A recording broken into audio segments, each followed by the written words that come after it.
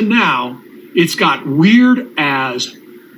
I can't even say words about how weird it's gotten. Welcome to Behind TLC Sister Wives. It had been years since the Brown family sat in one room together, and even longer since they did it with joy. But this Christmas, things were different. The invitation came with no network cameras, no TLC producers, no stage seating charts, just a single message sent from Kody's phone. Family Christmas gathering, Flagstaff, December 23rd. Please come. Short, strange, and yet somehow hopeful. Christine saw it first. She stared at the message for nearly 30 minutes before showing David. Do you think it's a trap? She asked half-jokingly. He shrugged. Maybe, but if it is, at least you get to see your girls all together. That matters more. Janelle saw it next, forwarded by Madison. Mom, he's actually doing it. You going? Janelle didn't answer. Not right away. She'd sworn off Flagstaff, but the thought of a Christmas without her kids. And Christine tugged harder than her anger. Meri saw it last. She wasn't even sure she was still on the group text list. When it popped up on her screen while she was journaling, she sighed. Why now? She whispered to no one. Why this year? Because this wasn't just a reunion. It was a reset, a test, and no one knew what Kody had planned. Robyn, of course, had known for weeks. She was in the kitchen arranging pine garland when Kody came in holding 2 mugs of cider and a manila envelope. It's time, he said softly. They'll meet her. Her face twitched. You're sure this is the right place? They deserve to know before the year ends. Some announcements are better made in silence, but Kody never learned how to stay quiet.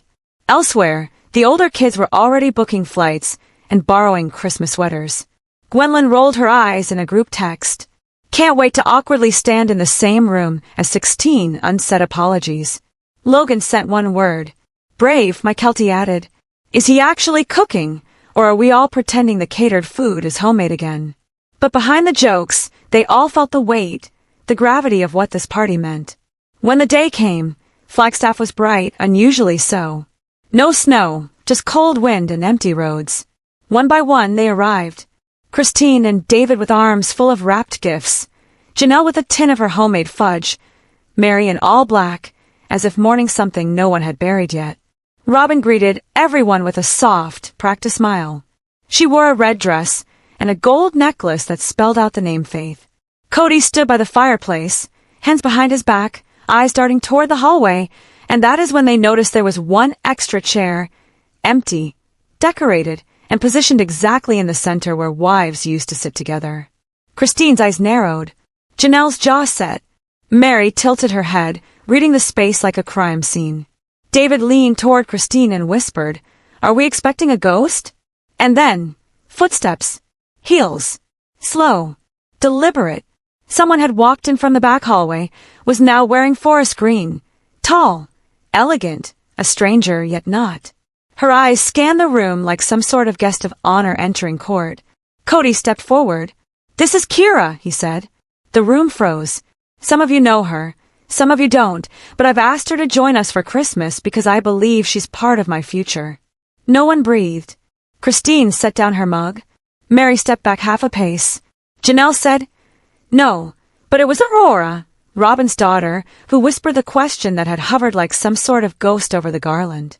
Is she your wife? Kody didn't answer. Not yet. Because the truth wasn't in the answer, it was in the silence, the way the air in the room changed the second Kira walked in.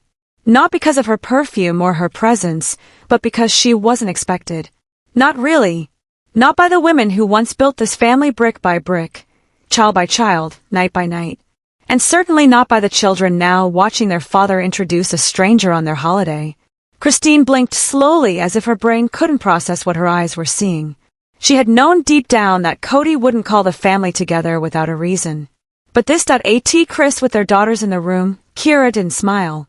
She simply nodded like a woman who had practiced this in the mirror a dozen times and still wasn't ready. She wore a silver bracelet that shimmered in the fireplace glow. Elegant, understated, deliberate. The kind of woman Kody used to say he wasn't interested in. Robyn's face was frozen, unreadable. But it was Janelle who spoke first. You invited us here to meet your new wife. Kody raised his hands defensive.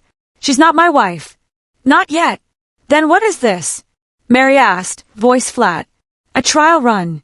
When you don't belong to a family anymore, you don't get to introduce someone else as if you still do. Savannah looked down at her plate. My Keltie shifted uncomfortably. Logan whispered something to his fiancée and excused himself from the table. David stood behind Christine, hand on her shoulder. He didn't speak.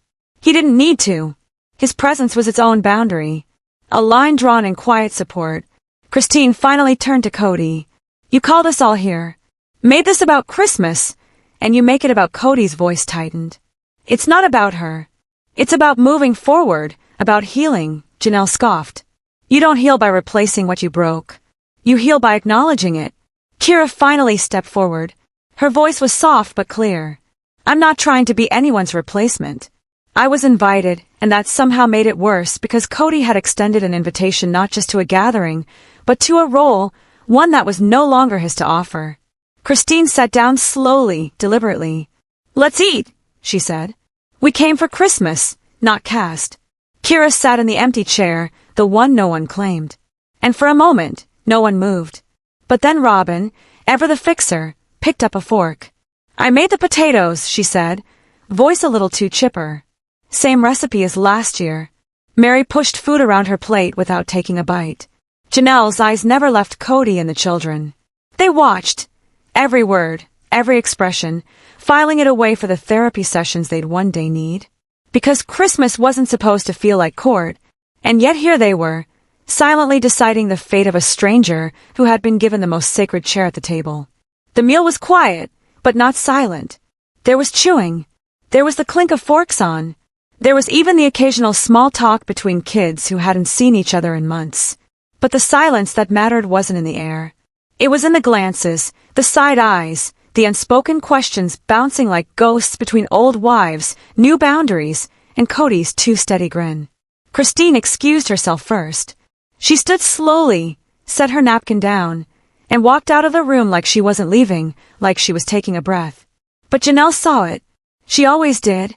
That look Christine used to get before she exploded or broke down. The one she'd worn the night she finally left. The same one she had now. David followed instinctively, but Christine waved him off.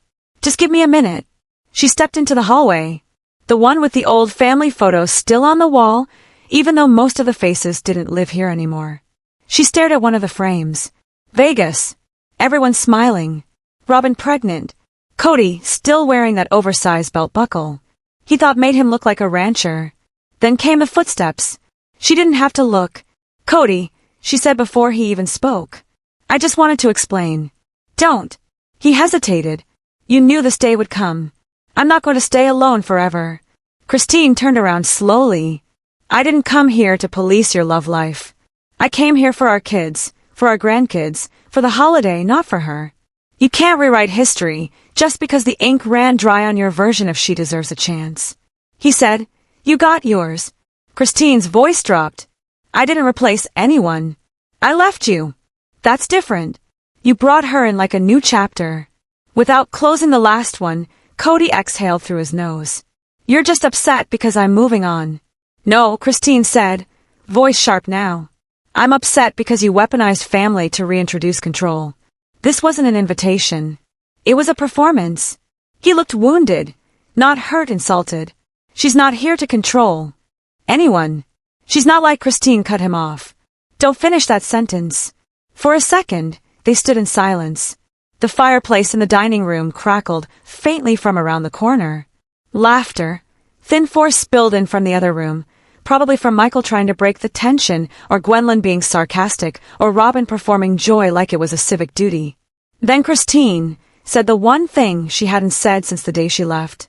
You were supposed to be my family, not my gatekeeper. She turned and walked away before he could answer. Back at the table, Janelle leaned toward Meri. She left. Meri didn't look up. She went to breathe. Good, Janelle muttered. Because if she doesn't say it, I will. Robyn glanced at them both from across the table, but said nothing. And then it happened. The sound that cracked the tension wider than any argument. A child little Avalon asked loudly, Why is that lady in my grandma's chair? Qui rappelings? Christine, returning at just the wrong moment, heard it. Everyone did. And no one answered. Because no one Later that evening, the house was quiet again, but this time it was the kind of quiet that comes after something's broken. The plates were cleared. Most of the kids had retreated to the den, with board games and popcorn. Kira had gone upstairs claiming exhaust. Christine sat with Savannah, and my cultie on the patio wrapped in a thick shawl and thicker silence. Janelle stood in the kitchen drying the same glass 3 times. Kody watched her from across the room. Robyn was in the hallway on a phone call, her voice low, urgent, private, and Meri had disappeared somewhere between dessert and disapproval that left Kody with one person he couldn't avoid. He walked over to Janelle like he used to, like he expected warmth, a spark, an old connection. But Janelle didn't flinch. Didn't even look up. "You still do that thing with the towel," he said. "You always re-dry stuff." She finally looked at him. "And you still do that thing where you think small talk erases real issues." He exhaled slowly, bracing. "We need to talk about the land." She put the glass down. "I know," she said. "You're selling it, aren't you?" "It's complicated." "No, it's not." Her voice was calm, controlled. "You brought her here to frame it like a newbie. And I knew the second I saw that stupid folder on the table next to the cider that this wasn't a Christmas party. It's a closure party for you. Some gifts are wrapped in bows. Others are disguised as legal documents." Kody's tone shifted. "We've been holding on to that land for too long.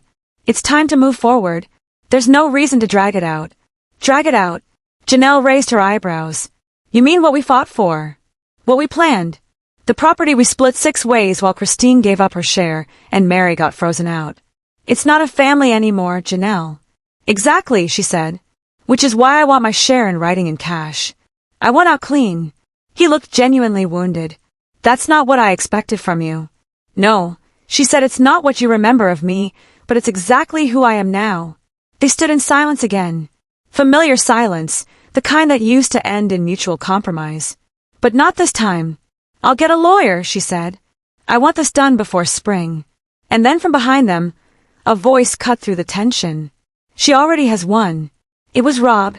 She stood in the doorway holding her phone, her eyes tired. "Janelle's not bluffing. She called me 2 weeks ago, told me she wanted me to sign off on my share to make the sale easier, but I didn't." Kody blinked. "You didn't." Robyn stepped forward. "Because I knew you'd do this. Turn a dinner into a transaction. Bring a stranger into our circle. Try to force closure when the rest of us are still choking on the dust." "You agreed with me," Kody hissed. "I agreed with the dream." She snapped. This is betrayal wrapped in garland. Sometimes the loudest rejection comes from the one who is always silent. Before Janelle stepped back, stunned. "Why didn't you tell me?" "Because I wasn't sure what I wanted," Robyn said, "but I am now. I want you and Christine and Meri to be. If that means I'm the villain in Kody's new family fairy tale, fine, but I won't sign away your legacy." Kody's eyes flared. Confusion, betrayal, fear. The room spun. And just then, the thud of soft footsteps came down the stairs. Kira was back, hair down, eyes sharp, envelope in hand. "I think I found the wrong folder," she said. "It has deed copies and a prenup." Everyone turned. Christine stood. Janelle dropped her towel. Kody turned ghost white, and Robyn whispered, just loud enough for only herself to hear. "He married her." The silence after Robyn's whisper hit harder than any scream could have. The word married sat in the air like smoke from a fire no one saw coming. And yet somehow everyone had smelled it. Weeks, maybe months before tonight, it had always been there. Kody's fidgeting, the sudden, the unreturned calls, the mysterious extra chair. Now it all made sense, and none of it did. Christine didn't rush toward Kody. She didn't raise her voice. She didn't even move. She just watched him, waiting, giving him a moment to speak, to explain, to deny it, to say anything that would make this moment make sense. He didn't. Kira, still clutching the folder, looked around the room like a deer stepping into headlights. "I didn't know this was private." Meri rose, slowly from the far corner of the room. "You brought a prenup to Christmas dinner." Kody finally found his voice. "It's not what you think." "Then what is it?" Janelle said, arms folded, jaw tight. "A placeholder. An audition." Robyn took 2 steps away from Kody. "Did you marry her without telling us?" "No," he said too quickly. "I mean, not legally, not yet. It's an agreement. A promise like the one you gave all of us," Christine asked, calm but sharp. Because those came without paperwork, just faith. When a man brings contracts to a family built on trust. What does that say about the trust he was never planning to keep? Kira stepped forward, voice trembling. I didn't come here to replace anyone. I came because I was told you were ready. That this was about healing. Did he tell you about the land? Janelle asked. Kira nodded, that it was being sold, that it was his to settle. Robyn let out a laugh. Bitter. Tired. He made promises with his mouth that didn't match the names on the deeds. Kody raised his hands like a man trying to push back the tie. I was trying to make it right. You were trying to start fresh by pretending nothing needed to be cleaned up. Christine cut in. You used Christmas as a distraction. You used her as an announcement. David, standing in the background, finally spoke. It's not the marriage that's the problem. It's the method. The room turned toward him. His voice wasn't loud, but it carried. You could have introduced her as your friend. You could have told your ex-wives in private. You could have sat down with your kids, but you didn't. You brought her here like some kind of surprise gift thinking we'd all clap. That's not how healing works, Kody. That's how manipulation works. Some people don't want reconciliation.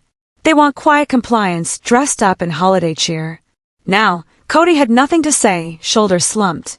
The man who once led 4 women, 16 children, and 1 million viewers now stared at the broken pieces of a table he thought he could control. Kira set the folder down on the table. I'm not staying, she said. Not like this. No, Christine said quietly. You don't have to go, but you do need to know what you walked into. Kira met her eyes. Then tell me. Christine turned to Robyn. You first. Robyn looked startled. Why me? She asked. Because you stayed, Christine said. You saw everything. You made choices we all didn't understand. Maybe now's the time to say what you've never said. Everyone turned. Robyn swallowed hard and then she nodded. I stayed because I was afraid, she said. Afraid that if I left, everything would fall apart. Afraid I'd be blamed. Afraid I'd lose him and still not have a family. But the truth is, I haven't had one in years. She looked at Kody. Not really. Kody opened his mouth, then closed it again. Christine leaned forward, her voice lower now. Robyn, do you still love him? And Robyn said the most surprising thing all night. I don't know. When Robyn said I don't know, the room didn't explode. It just cracked like old ice under pressure, like drywall when the house shifts. Just that tiny sound of something giving way. Not all at once, but just enough to let everyone feel the collapse. Christine didn't glow. She didn't nod or offer a knowing smile. She simply looked down at her hands and whispered to no one. Finally, Janelle sat back, arms crossed, lips pressed tight. Meri's eyes flickered with something that looked like vindication, and because as much as they had all resented Robyn over the years, she wasn't the problem. She was just the last one left holding the pieces, and now even she was setting them down. Kody looked stunned, like a man whose GPS just shut off in the middle of a desert. No coordinates, no voice guiding him. Just the realization that every path he'd once walked with certainty now led to nowhere. Kira was already reaching for her coat. I didn't mean to make this worse, she said quietly. You didn't, Christine told her. You just pulled the sheet off something that was already dead. Sometimes the hardest truth isn't that something ended. It's realizing it ended long ago, and no one admitted it. That's when Gwen stood. She had been sitting in the corner, phone face down, expression unwritable. Okay, she said loudly enough to cut through the tension enough. Everyone turned. You guys always do this. Have your big dramatic confrontations, drop truth bombs, cry, and then walk away like the kids aren't watching, like we're not in the room, like we're not part of the wreckage. Christine opened her mouth to speak, but Gwendolyn raised a hand. No, I'm not mad. I'm just done pretending we don't get a say. She looked around. So, here's what we're going to do. We're going to vote. Vote? Kody asked, confused. Yeah, Gwen said. Not on the land. Not on your new wife. Not even on forgiveness. We're going to vote on whether we keep doing this weird, toxic, polite lie where we all smile through holidays and pretend we're still a family. David leaned forward slightly. She's not wrong. Janelle nodded. So what's the vote? Simple, Gwen said. Do we stop pretending and start being honest, even if it hurts? Or do we keep showing up to stuff like this and watching the same wound reopen every year. Everyone looked at each other. Kody looked like he might object, but Robyn nodded. Let's vote. When the children start asking for accountability, it is already too late to rewrite the story. All right, Gwen said. Raise your hand if you want the truth. Always. No more spin. No more quiet loyalty, just truth. Christine raised her hand first, then Janelle, then Robyn, hesitating but honest. Meri looked at her lap for a long time and then raised hers too. Even David lifted a hand. Only Kody kept his hand still. You're the only one not voting, Christine said. Kody's voice was quiet. Because I don't know what truth looks like anymore. That's okay, Gwen said. We'll help you find it. And just when it seemed like the moment might soften, might lead to a healing breath, Kira stepped forward. I need to say something. Everyone turned to her. I didn't know he was still tangled in all of this. I thought I was walking into a man who was done with his past. But what I found is a man who keeps trying to relive it. I don't want to be the next version of someone else's mistake. Kody turned sharply. You're not. But she cut him off with a single look. I'm leave not because I'm not welcome, but because I'm not blind. She turned to the women. To all of you, thank you for showing me what loyalty should look like. I hope one day I find it clean. And with that, she walked out the door. The door closed behind Kira with a soft click.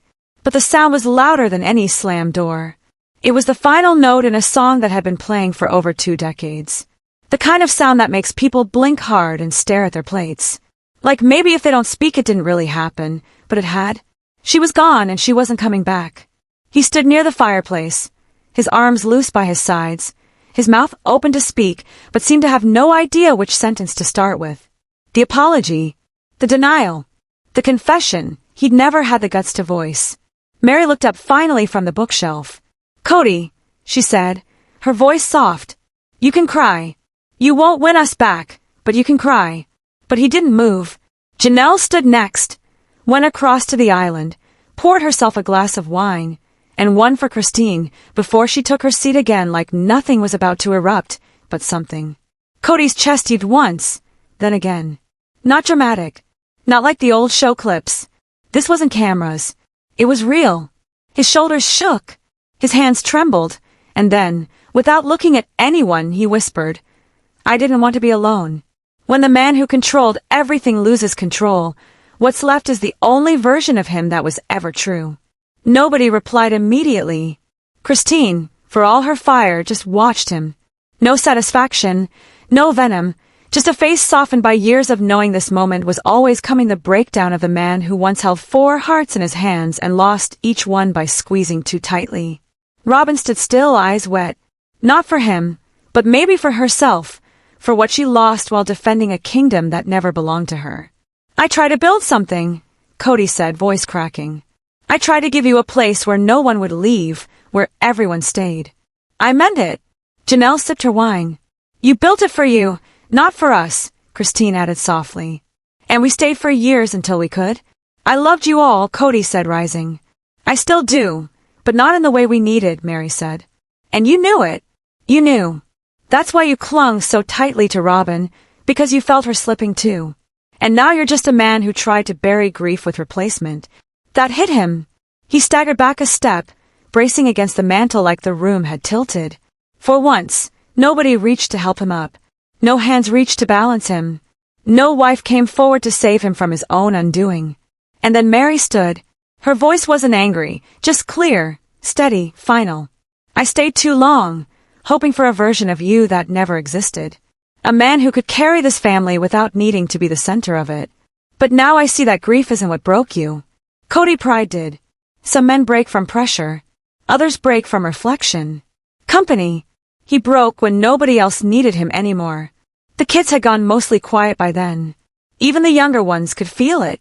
The room wasn't dangerous. It was just sad. Like a party that stayed too long and finally realized the music had stopped hours ago. Kody finally spoke again. What do I do now? Janelle raised her glass. Whatever you want, Christine added, but do it away from us. Meri stepped toward the door. You asked, what breaks a man like you? She paused. The answer is simple. Nothing. You don't break. You just deteriorate, piece by piece under the weight of your own expectations. And with that, she grabbed her coat. Janelle followed. Then Robyn and Christine last turned to David and said, "Let's go."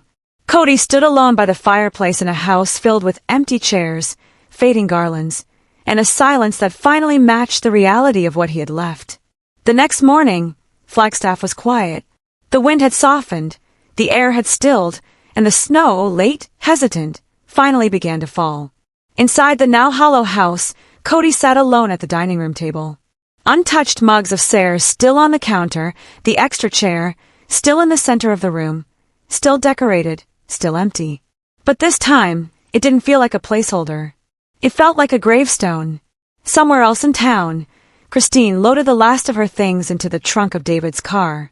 Her daughters were inside, still laughing about the strange cinnamon rolls Robyn had insisted on service.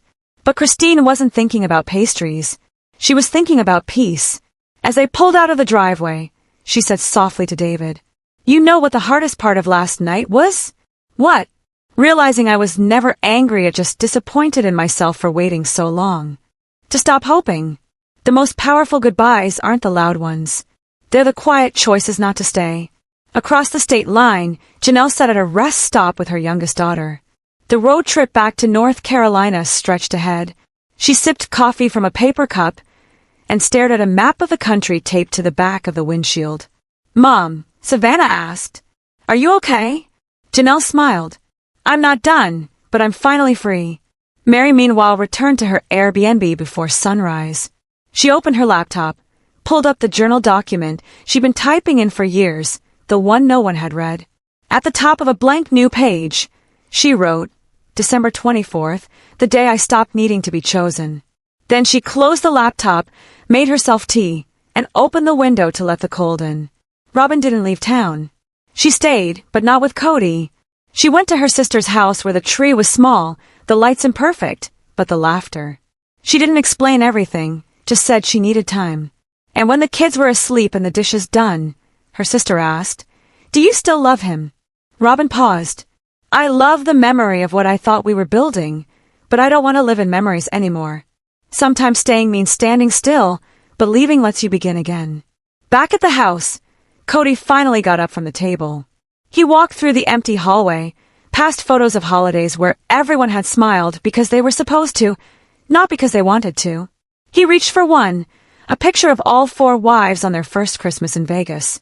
They were laughing. Real unfiltered joy. For a second, he almost believed it could happen again.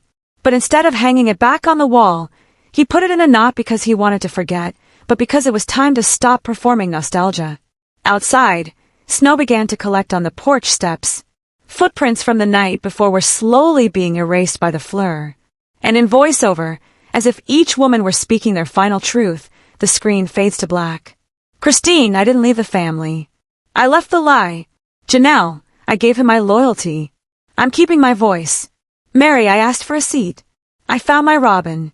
I stayed too long to be forgiven, but not long enough to stay broken." And finally, the last voice. "Kody, I built a house with no foundation. And now I'm the only one left in. If you watched all the way to the end, tell us in the comments. Can a man who broke the code ever earn a second chance?" Kody didn't speak to anyone for 2 days. After the night, everyone walked out. Christine, Janelle, Meri, Robyn, even Kira. The house fell into a silence he wasn't prepared for. The garland still hung, drooping. The Christmas tree still blinked, soft and oblivious. Dishes remained untouched and the empty wine glasses formed a quiet army along the fireplace mantel. He didn't touch any of it. Instead, he wandered the halls like a man walking through a museum of his own mistake. Each photo on the wall, Vegas, Lethia, the wedding to Robyn, the Coyote Pass, groundbreaking, all staring back at him like unfinished chapters, like ghosts asking why they were abandoned. And for the first time in years, Kody Brown had no answer. He waited for a call, a check-in, from anybody. Nobody did. Even the kids, his sons, once brimming with admiration, now grown men with boundaries, kept their distance. It wasn't anger anymore. It was detachment. The kind that doesn't scream but says instead, "We've already left." The loudest form of rejection is silence. Not because they hate you, but because they've learned to live without you. On the morning of the 26th, Kody opened the front door and saw it. A small cardboard box left without a note. No label, just a return address from North Carolina. He didn't recognize the handwriting at first. He took it inside, set it on the kitchen counter, stared at it like it might explode. Then he slowly opened the flaps, and inside were three things: a framed photo of all 5 adults from their early days in Utah, smiling, younger, holding hands in a rare moment of unified happiness, a manila folder titled Coyote Pass, final ledger, every dollar, every signature, every breakdown of the land sale and where the money went, a handwritten letter from Janelle. Kody sat at the table and unfolded the letter like it was the last thing he'd ever read. Kody, you asked what comes next. This is my answer. Enclosed is everything I owed you. Everything you owed me. It's clean now. No lawyers, no courts, just math. The photo is a reminder that it wasn't always war. I held on to it for years because part of me believed we could return to something good. I don't believe that anymore. But I also don't need to erase the parts of you that were real. I forgive you. Not because you asked, but because I want my heart to be light. We're done. And that's not a punishment. It's free.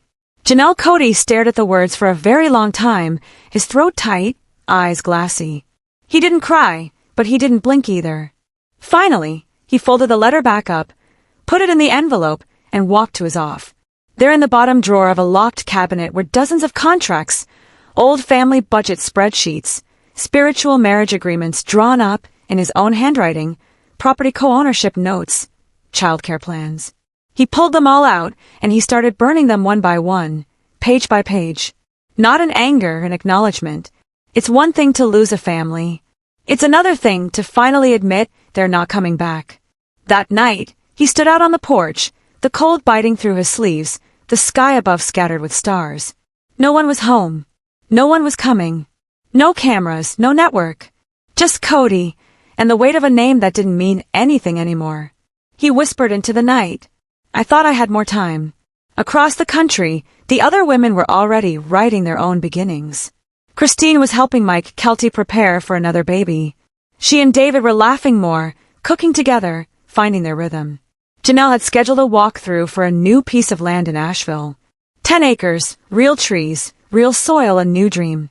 Meri was in Salt Lake talking with a publisher about turning her journal into a memoir. And Robyn, well, Robyn was thinking alone. For once, she wasn't calling Kody. Not yet. Maybe not ever. She was rewatching old home videos on her phone, trying to find the moment where her love story turned into a trying to remember what life felt like when she was her own person, not someone's final option. And Kira, she sent no message. She made no appearance, just silence. Perhaps her final gift. 3 days after Christmas, a letter arrived at Kody's house. No return address, just his name. Inside one sentence, being left isn't the worst part. It's realizing you created the reason they walked. He didn't know who sent it, but he kept it anyway. Folded, quiet, tucked inside his Bible. Maybe for reflection. Maybe for the day he finally picked up the phone and no one answered. 2 weeks had passed since the Christmas that collapsed in silence.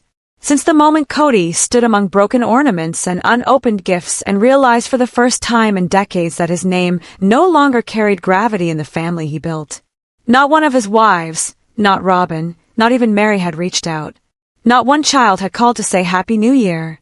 The phone stayed silent. The house colder, the echo of laughter once so loud at holidays, now replaced with the occasional pop of heating ducts and the soft groan of snow-heavy trees.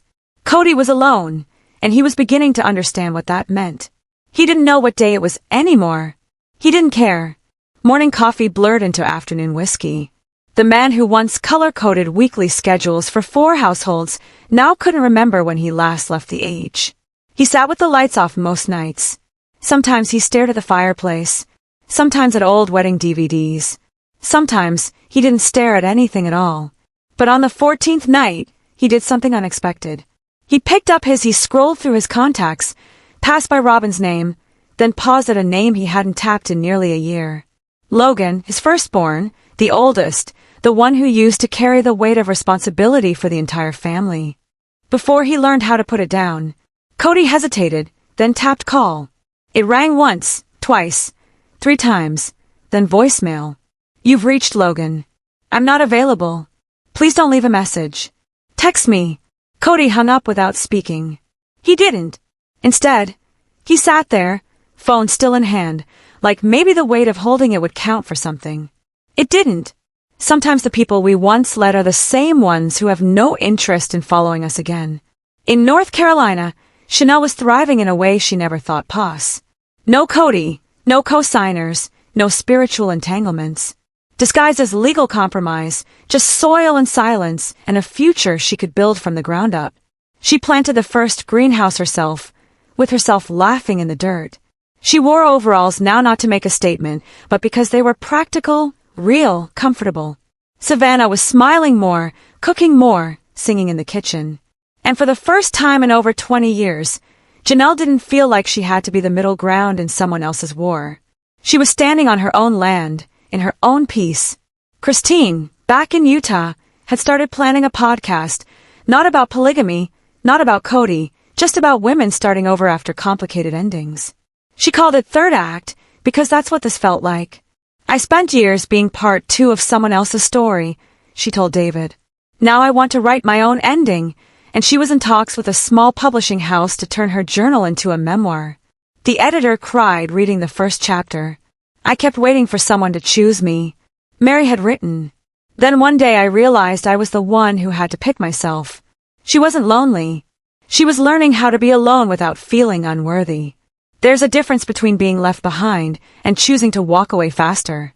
And Robyn, she had taken off her wedding ring, not out of rage, not even sadness, just exhaustion. She kept it in a drawer now alongside a folded paper napkin with Kody's name written on it in gold marker from their first Valentine's Day together. Back then he planned a whole scavenger hunt around the house.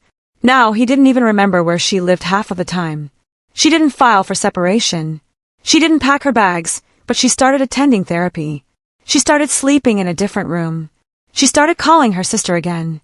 And most of all, she stopped defending him to the world, to herself, to the mirror. Then, something unexpected happened. A brown envelope arrived in Kody's mailbox. No return address, just a wax seal pressed into the back. A rose inside a single sheet of paper. Handwritten. Simple. Kody, there's something I need to tell you before it finds you another way. It's not about the land. It's not about the wives. It's not about Kira. It's about the past. A contract we all forgot about. One that was never filed. Check your safe under the journals. You'll know what to do when you see it. You read the letter 5 times, then went straight to his safe. Behind the leather journals, under an old cloth bag, was a small sealed envelope. He didn't remember placing it there. Inside, a document dated, signed by all 4 original wives. It was not legally binding, not by any court, but it was an agreement to hold Coyote Pass in spiritual joint guardianship for their grandchildren. No selling, no splitting, no profit, just legacy. It had never been honored, but it had been signed by him, by all of them, including Rob. He sat back, stunned. The land sale he was planning, the money he had just pocketed, it was in violation of this trust. Suddenly, the silence of the house felt louder. Not because someone was missing, but because the truth had never really left. Kody didn't sleep that night. The trust agreement sat open on the kitchen table like a living thing, a ghost in black ink. He reread it at least 20 times, not because he didn't understand it, but because he did. The names on the signature lines stared back at him like courtroom witnesses.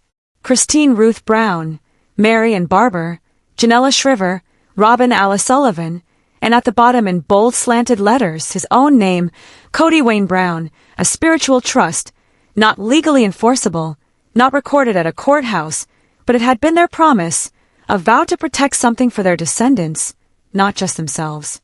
And he had broken it. Sold land he had no right to sell. Profited from a legacy that wasn't solely his to claim.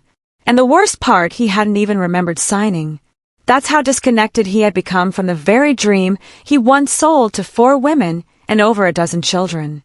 You can break a law and get away with it. But breaking a promise, that's what costs you everything. The next morning, he got a text from Robyn. Just one line. You should come over. We need to talk. He didn't hesitate, didn't change clothes, didn't shave, just grabbed the trust agreement. And drove. Robyn opened the door without a word. No hug, no smile.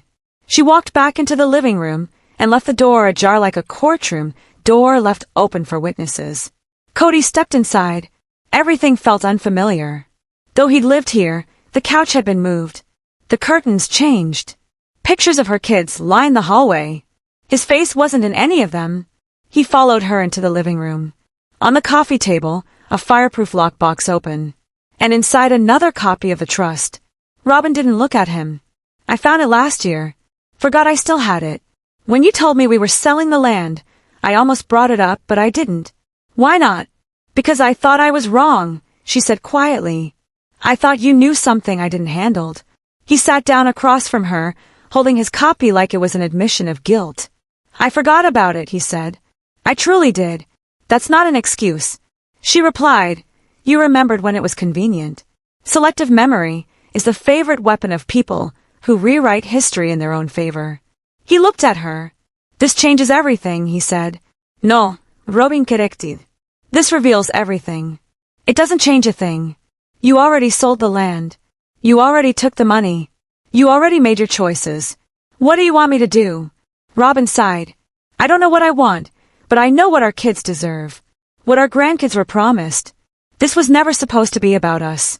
She reached over and handed him an envelope. What's this? It came yesterday. Addressed to all of us from an attorney in Flagstaff. Christine's attorney. He froze. Christine filed a claim. No, it's not a lawsuit. It's a notice. She's launching a foundation, a nonprofit, the Coyote Legacy Trust. His eyes widened. Robyn continued. It's meant to protect what's left of the land and reinvest the profits from the sale into grants for the grandkids, education, housing, whatever they need, he exhaled. That's not legal. That's symbolic. Maybe Robyn's, but Christine's not the only one behind it. Janelle and Meri co-signed. And guess what? So did some of the kids. He blinked. Which ones? Gabe, Gwendolyn, Logan, Hunt. Don't forget to subscribe and comment, because next episode will blow your mind what Sister Wives is doing. Stay blessed.